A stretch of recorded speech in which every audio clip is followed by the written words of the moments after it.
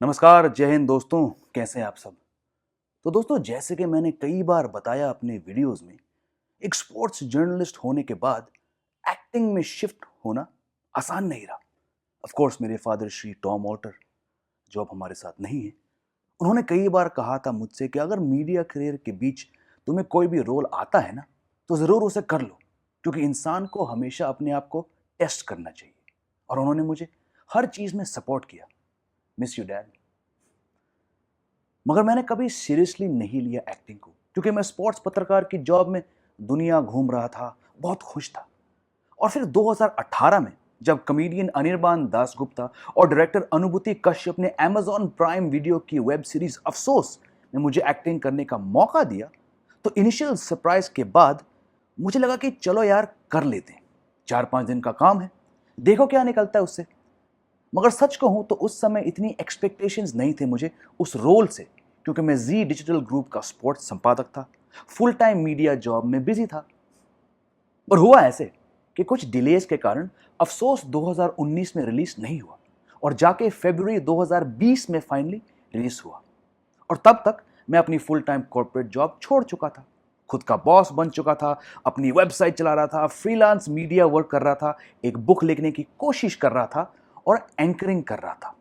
फिर जब अफसोस रिलीज हुआ अमेज़न प्राइम वीडियो पर, और थोड़ी बहुत अप्रिसिएशन मिली सोशल मीडिया, व्हाट्सएप से और एक आध रिव्यू में, तो मुझे लगा कि शायद शायद इस लाइन में थोड़ा कुछ बन सकता है।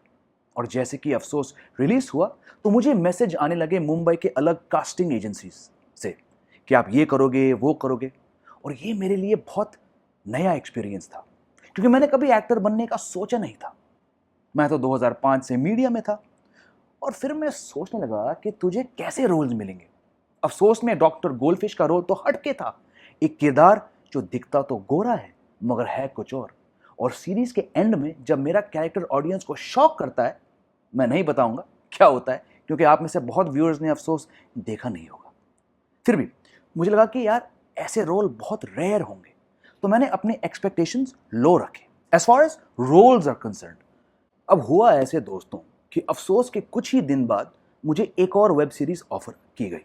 अफसोस से बड़ा रोल था और बहुत ही इंटरेस्टिंग कैरेक्टर था, एक अंग्रेज का जो इंडिया में सेटल हुआ है और जो शुद्ध हिंदी बोलता है।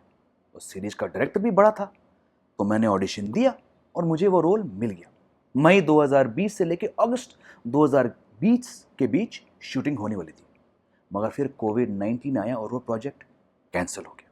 मैंने कहा चलो क्या करें। पर लॉकडाउन के बीच भी कॉल्स आते रहे मुंबई से, फिल्म्स, वेब सीरीज और डेली टीवी सीरियल्स को लेके। इनमें से कुछ थे जो एक दिन का काम था, कुछ 3-4 दिन के, और 2 टीवी सीरियल्स के लिए तो महीने के 18 से 20 दिन की बात भी हुई थी। और रोल्स भी अलग अलग तरह के थे, डॉक्टर, साइंटिस्ट, एफबीआई एजेंट। जो छोटे रोल भी थे जिनमें सिर्फ इंग्लिश बात करनी थी मुझे। मगर ये जो 2 डेली सोप्स थे, इनमें रोल्स हटके थे। एक बड़े चैनल के सिटकॉम में खास मेरे लिए एक राइटर ने मुझे फेक इट इंडिया में टिंकू जिया और रिंकू जिया देखने के बाद ऑफर किया। मजेदार रोल था, काफी अहम भी था उस सीरियल में। मैंने ऑडिशन दिया और चैनल वालों को पसंद आया।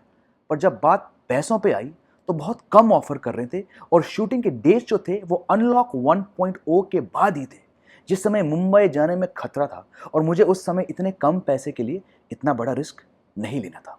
तो मैंने वो रोल पोलाइटली डिक्लाइन किया। आई डोंट नो क्या हुआ उस शो का। दूसरे सीरियल में भी काफ़ी इंटरेस्टिंग कैरेक्टर था जिसके लिए मैंने ऑडिशन किया, एक मुंबईया पुलिस वाला जो कि दिखने में अंग्रेज है मगर उसकी बैक स्टोरी कुछ और है। मगर वो रोल मुझे नहीं मिला। क्लियरली ऑडिशन मेरा ठीक नहीं गया। और फिर उसके तुरंत बाद एक अक्षय कुमार फिल्म में रोल ऑफर किया गया। अगेन किरदार हटके था, मगर वो ऑडिशन भी फेल किया मैंने। और तब मुझे लगा कि तेरे पास ऐसे रोल आएंगे तो सही, मगर तुम्हें अपनी एक्टिंग बहुत इंप्रूव करनी पड़ेगी। ये मत सोचना कि हर बार ऑटोमेटिकली तुझे प्रॉपर हिंदी बोलने वाले गोरे रोल मिल जाएंगे। तुमसे बहुत अच्छे अंग्रेज एक्टर होंगे मुंबई में जिनकी हिंदी कच्ची तो होगी, मगर मेहनत करके वो तुमसे आगे निकल जाएंगे। और हुआ ऐसे कि पिछले साल मैंने तकरीबन 16-17 ऑडिशन दिए होंगे, जिनमें से सिर्फ 5 रोल्स मिले। तो देखिए क्या स्ट्राइक रेट है, नॉट गुड ना। पर मुझे खुशी हुई कि इनमें से एक मूवी है जो देश के सबसे बड़े प्रोडक्शन हाउस के लिए है, एक बहुत रेयर रोल है जिसके लिए मैं फिल्म का डायरेक्टर का हमेशा आभारी रहूंगा। और हाल ही जिस वेब सीरीज की शूटिंग के लिए मैं 2 बार मसूरी से मुंबई गया था, उसमें भी रोल अलग है। बाकी अपनी एक्टिंग के बारे में कुछ कह नहीं सकता, क्योंकि जैसे क्रिकेट में आप उतने अच्छे हो जितनी आपकी पिछली इनिंग्स, तो वैसे ही एक्टिंग में आप अपनी आखिरी रोल के लिए ही जाने जाते हो।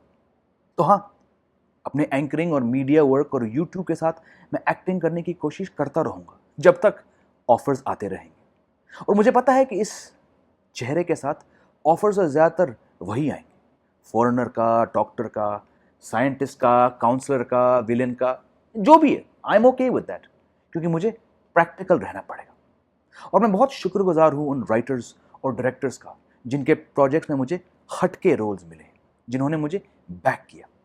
आई होप कि अपने काम से मैंने उनको खुश किया। बाकी दोस्तों, कोशिश रहेगी एक्टिंग को बेहतर करने की। और हाँ, आप में से जितने व्यूअर्स ने कमेंट किए कि मुझे एक्टिंग करनी चाहिए और जिन्होंने अफसोस देखने के बाद कमेंट्स किए, थैंक यू दिल से।